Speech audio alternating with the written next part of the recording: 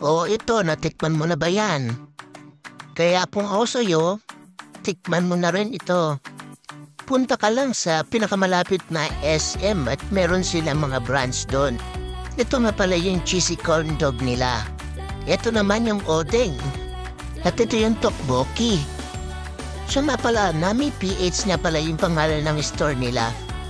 Balimit ito sa mga malls. At ito naman yung kimbap. Ito yung kanin na may nakabalot na seaweed. O ano pang hinihintay mo, tikman na natin. Kaya kung ako sa'yo, pumunta ka na sa pinakamalapit na SM para matikman mo itong odeng na to. At siya nga pala, murang-mura lang yan.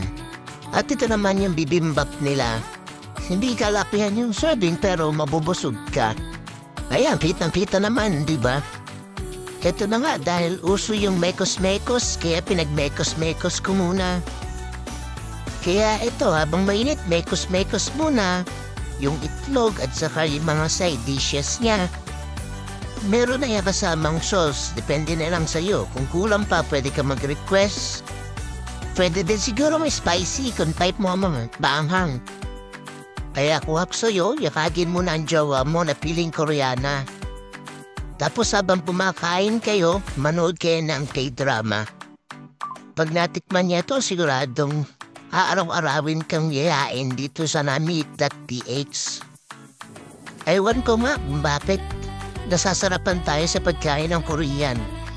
Pero ito yung masasabi ko sa'yo. Masarap yung kanilang bibimbap. Ganon din yung odeng at saka kimbap nila. Marami pang pwedeng pagpilian dito sa Nami.ph, kaya lang ito lang muna yung aming titikman. At di nga kami nagkamali, kaya siguradong pabalik-balikan namin itong Nami.ph. Eto nga, akala mo marunong ako mag-chopstick. Yun lang guys, thank you for watching.